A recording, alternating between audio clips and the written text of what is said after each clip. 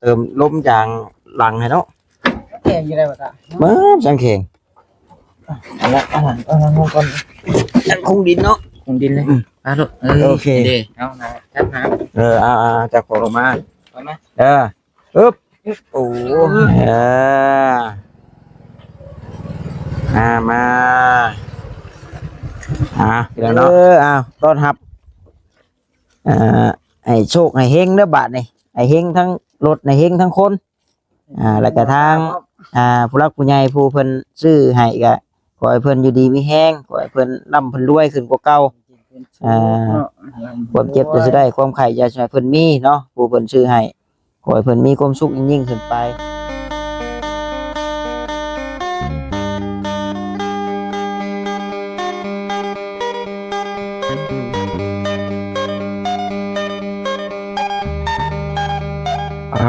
พี่น้องเนาะน้องแต่เห็นแล้วเมื่อกี้นี่เนาะได้บืนเนี่ยป้ามันก็บ่เลิกแห้งดอกแต่มันพี่โอ้ได้รถใหม่ตัวไอ้กันลูกโตมเนาะพูดดอกเห็นได้จะเอาลงได้บาทนี่ได้จะเอาลงได้บาทนี่เนาะบ่มีผู้เอาลงเอามือได้ไม่ได้แต่รถได้พี่น้องได้สีท่าบ้านพ่อมันละ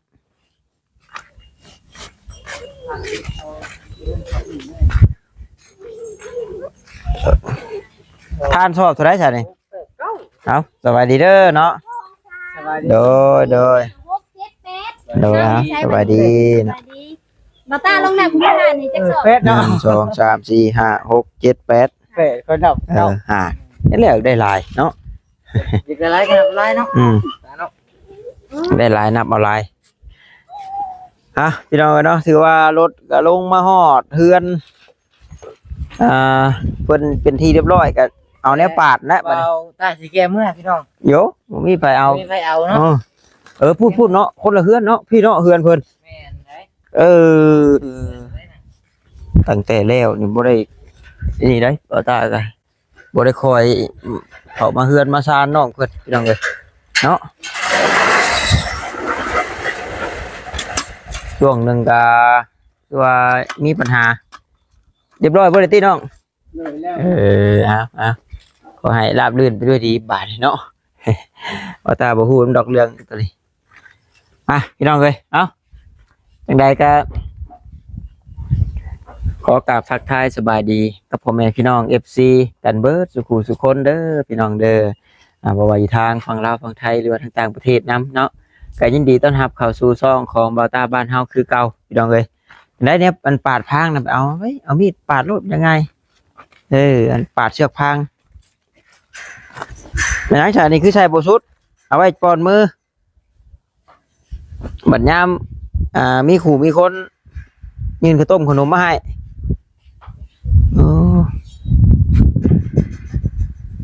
แต่บ่อยากมันตีงพี่น้องเนาะเฮาใส่ตะนางสิแล้วก็เสื่อมเล็กใส่เสื่อมเล็กเฮ็ดให้เป็นรอบตามตะนางนะโอ้ยแน่นกิ๊บจ้างเฮ็ดประตูหัวเท่าไหร่นี่ฮะบ่จักโอ้ เช้าต้นละพัดแต่เช้าน่ะ อันนี้นะเสานี่ต้นละพันพี่น้องเอ้ย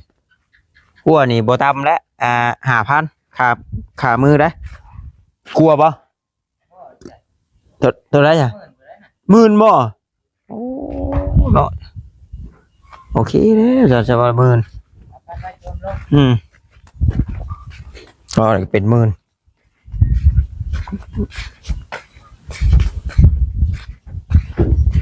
แก้วแล้ว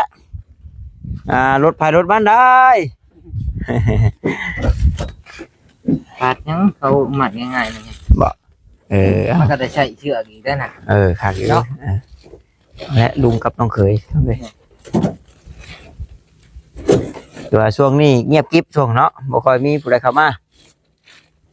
บ่ตาก็เข้ามาตั้งแต่โดนๆพี่น้องเอ้ย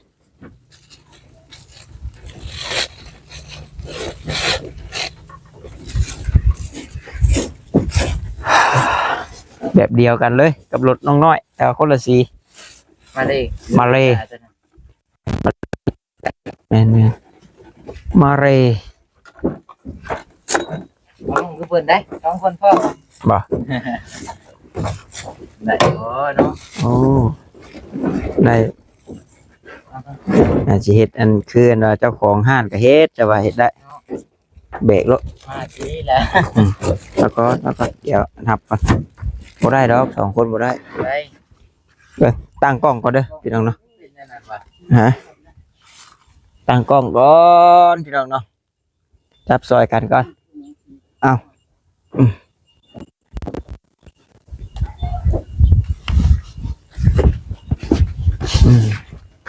โอ้เข้ากับบ่เติมลมยางหลังให้เนาะ แก่อยู่ได้บ่ตา เบิ่งสังเข่ง แล้วอาหารก็ลงก่อน อันคงดินเนาะ คงดินเลยอ่ะลูก โอเค เด้เอานะจับน้ำ จะขอลงมา ก่อนนะ อึ๊บโอ้ เอา หักบันยัง ขี่ผมดู เด้อจับเด้อ ขี่มันก็ขี่ เป็นอยู่บ่ติเป็นนั่นแหละอันบ่เป็นแหละให้น้องบอยวอร์ม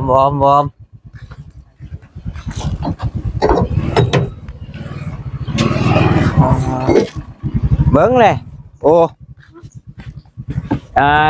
จะมีคันกับแต่งคันก่อนแล้วเนาะจะขี่เข้าไปเนาะแล้วเนาะไปเอาไว้ก่อนเก็บน้ำนี่ไปก่อนนี่ไปแต่งคันก่อนเอาฟังเอามือเอานี่มันหกเกินพอดีแต่งคันแล้วก็ให้ขี่เข้าไปปีกโอ้ยมาแล้วผู้ชัน ไปถามมา มาเทียนไอชื่อมาให้เลย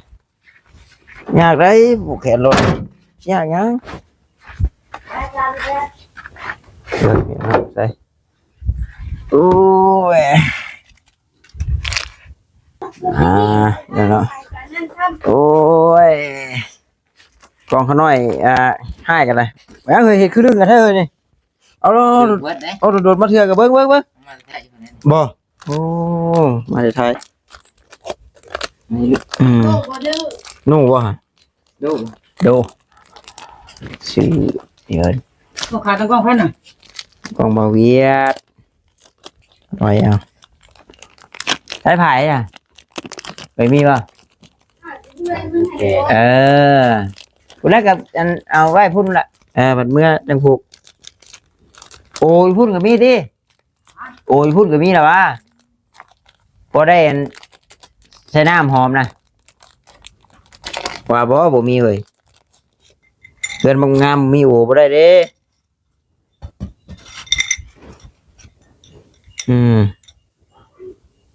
เงินนี่อยากได้หน่อยอยากได้หลายเจ้าของก็ใช้เอาเงินนี่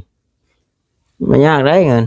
จับจีหอมได้เอาเงินให้น้องแต่กับพูดอันนั้นเป็นแม่เพิ่น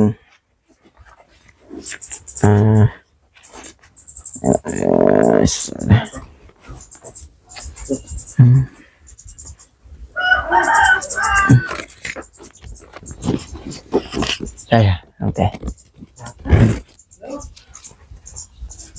โอ้ยมันจะควมเนาะป้าไปเฮือนน้องอวยแล้วป้าน้ำการป้าพี่ดังนี่ป้านี่เฮ้ยตึมเลยมาน้ำกันมา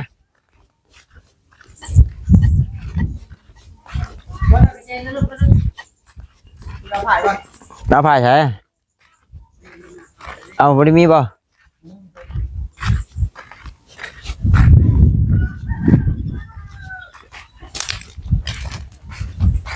บอยขี่มาเลยขี่มาขี่มารถเอาแกงขันแล้วผ่ายจะผูกหลังก็ได้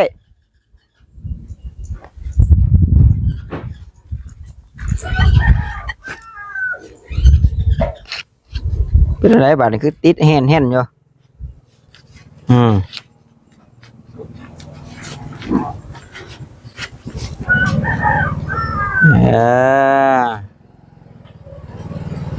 มา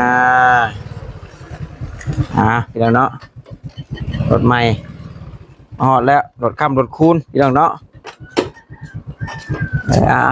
พูดละเอามาขันหน้ามามา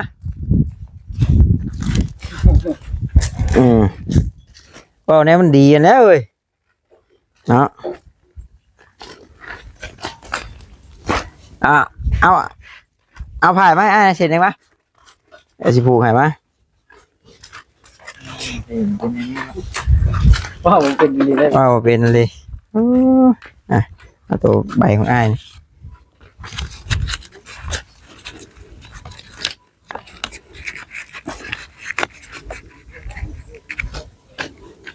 บ่มีผู้เฒ่าผู้แก่พาเว้าเนาะบ่ยากดอกได้ถ้าเว้าทำมาเว้าเป็นนะป้าใช่ป้าเดี๋ยวเอาจับเนาะพาเว้าดอกเนาะก็มาฮอดเฮือนฮอดซานแล้วบัดนี้ขอต้อนรับรถใหม่สมาชิกใหม่ขอให้ขับขี่ตลอดปลอดภัยเนาะบ่ให้ของบ่ให้ค่าบ่ให้พบทหารบ่ให้ผ่านตำรวจพี่น้องเนาะให้พ่อแต่แนวสวดๆใหญ่ๆตูนๆเพิ่นว่าแนวถมเงินถมค้ำดอกพี่น้องเอ้ยแล้วก็มายังก็บ่ให้ประมาทแหละน้องเอ้ยเนาะขี่บ่ประมาทเนาะระมัดระวังพี่น้องเอ้ยแต่ว่าอุบัติเหตุมันก็เกิดขึ้นได้ง่ายทุกเมื่อพี่น้องเนาะมีแต่ว่าตรงมีสติพี่น้องเลยก็ชำนี้แหละพี่น้องเนาะมีปลูกเห็ดเอานี่แหละบ่ต้ากับคำว่าบ่หลายเด้อต้อนรับให้โชคให้เฮงเด้อบาดนี่ให้เฮงทั้งรถให้เฮงทั้งคนแล้วก็ทางผู้รักผู้ใหญ่ผู้เพิ่นซื้อให้ก็ขอให้เพิ่นอยู่ดีมีแห้งขอให้เพิ่นร่ำเพิ่นรวยขึ้นกว่าเก่าความเจ็บจะได้ความไข่จะให้เพิ่นมีเนาะผู้เพิ่นซื้อให้ขอให้เพิ่นมีความสุขยิ่งขึ้นไปก็ลดล่างก็ขี่ไม้คล้องไม้ค่าให้ทนเนาะทนไม้ทนมือทนกับถนนหนทางน้ำมันก็บ่ให้เบิดเรื่อยประหยัดเอาไปทำไปใหม่ดิเนาะไปเอาไปไม้ไปนั่นน้ำหัวหั่นสิให้อันไปคูดอะไรใช้ไปคูดมีบ่ไปหามาให้น้องเคยผู้ซิดบัดนี้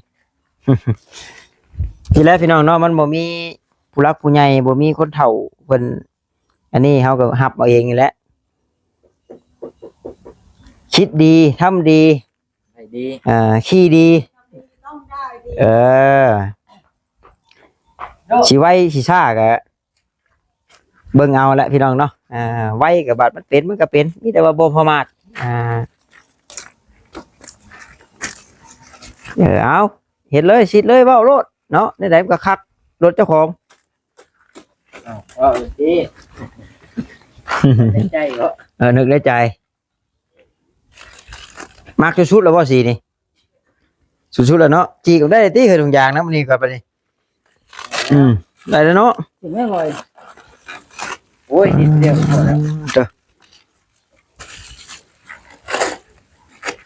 พี่น้องเนาะขออนุญาตเอิ้นเพิ่นแม่แหละพี่น้องเนาะได้ยินน้องโอยพาห้องแม่เพิ่นว่าให้ใช้น้ำกันเด้อฉันกับน้องกับนงน้องแต่น้องนี่แหละน้องชายน้องเคยใช้น้ำกันพี่น้องเนาะมีอย่างก็ใส่ขี่หาน้ำกันนี่แหละพี่น้องเอ้ยเฮ็ดจังไดเอาครอบครัวเดียวกันแหละโอ้เพื่อนกำลังใหญ่จนเทิดคักนะครับโอ้เพิ่นยาวขึ้นมาได้บัดเนาะมา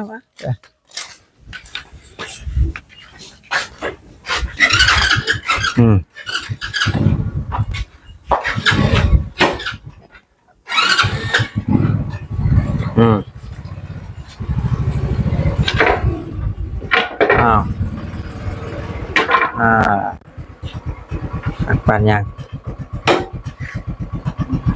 บีบลูกแกบีบด้วยฮะตาเราตะเลี้ยวดิเมาเทือนหลุดถือน้ำนอกกระจักเนาะเช็คเช็ค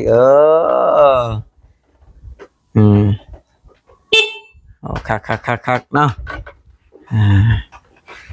นี่ไงเชื่อเพื่อนแถมอย่างเนาะ เท่านี้เลยพี่น้องเนาะผูกแขนฮับถือว่าเอาฮับเลยได้แล้วเลยได้บาทนี่มีแต่จังไดเอาโอ้สีนี่บ่ที่ว่าพวกหันน่ะโอ้เลยสิท่าได้ตัวใดบัดนี้นั่นน่ะ เขา โอ้ไม่งั้นจะคือบอลดำบอลดำ เนี่ยท่าเป็นท่าลำนี่ป่ะมีอะไรที่ท่าที่เขา โอ้เลยสิท่าไหมเลยสิท่าสีขาวใช่ก่อนมันเลยสิท่าไหมบัดนี้โอ้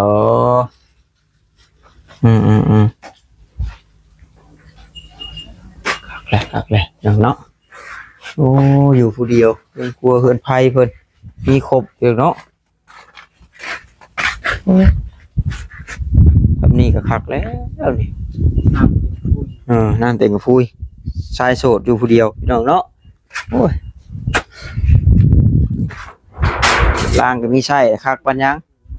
มาสามารถนั่งพี่ชายยังเฮยนะสีท่ารถบ่นี่สีรถบ่น้องนี่ พ่อชี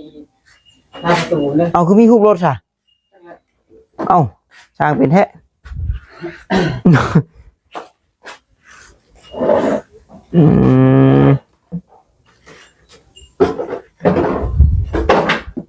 อันนี้บ่ได้มีฮูบรถเด้นี่มันมีฮูบรถสิดอกฮะมีแต่ว่าจังใดก็ขอบมุกขอบใจทางแม่เพิ่นนั่นแหละน้องเอ้ยเนาะเพิ่นซื้อให้เฮาเฮ็ดเรือนเฮ็ดซ่านให้เฮาแม่นเพิ่นของเพิ่นเบิดบ่โอ้เนาะโดยเอ้ามีหยังสิเว้าเพิ่นบ่เว้าแล้ว เว้าเป็นมีแต่ค่าขอบใจเพิ่นเองแล้วเด้อเพราะว่าเพิ่นติดต่อทางผ่านทางน้องๆเพิ่นเองพี่น้องเนาะทางแม่เพิ่นฉะนั้นอ้ายได้กลับป้าได้เด้อโดยเอารักษาเอาเด้อมีเท่านี้แล้วเวียกอ้ายเบิดได้บัดนี้เมื่อป้าได้ ป้าจ้าพี่น้องเอ้ยเนาะก็เว้าหลายใจห้างเพราะว่าบ่ต้าก็ยังสิมีเวียกไปต่ออีกได้พี่น้องเนาะพอดีว่าทางแม่เพิ่นหาเนาะมาหับน้องเขาน้องๆเพิ่นไปเบิ่งรถไปซื้อรถแหน่ว่าซั่นจักสิหาไผช่วงนี้บ่ค่อยมีผู้ใดเข้ามาว่าซั่นคือบ่ต้าเองก็เนาะถ้าบ่มีเพิ่นโทรหาถ้าว่าบ่มีหยังก็บ่ได้ค่อยเข้ามาเด้อพี่น้องเนาะบ่จักว่าเป็นจังใดเฮือนซ่านนั่นเป็นแล้วบ่แบบใดคลิปกับข้อตรงๆเลยพี่น้องแทบสิบ่ได้เบิ่งนะเบิ่งแต่หัวข้อมันแล้วก็เบิ่งแต่ช็อตผ่านๆนะบ่ได้สร้างเบิ่งจบเบิ่งคักเนาะแต่ไอ้กลับเด้อเอ้าเฮ้ยกลับแล้วเฮ้ยเนาะ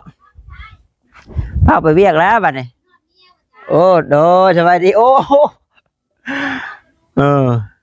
โอเคสิตั้งอยู่นี่บ่บัดนี้โอ้สาวเทืองเพิ่นก็ได้โทชงเดียวกันเลยเพื่อนน้องโอเนาะแม่นบ่มันบ่ฮู้มื้อใดจะสร้างเพิ่นสิมาตั้งนี่ ยังบ่ฮู้ ก่อนพรรษาประมาณนี้น่าแต่มีงบเบิดแล้วเนาะโอ้เอ้าดีใจนำเอาผู้ใหญ่ทางบ่โอบ่ยากดอกพี่น้องเอ้ยสิเพิ่นได้เฮ็ดแล้วบ่ยากดอกไม่ช่างมีเพียบพร้อมหมดแล้วก็นี่โอ้ยเนาะคักๆเอาได้เฮือนได้ชาติเบิ่งหูคนก็ดีมุกดีใจแหละพี่น้องเนาะไปกลับก่อนบัดนี้สบายดีเด้อพี่น้องบ๊ายบาย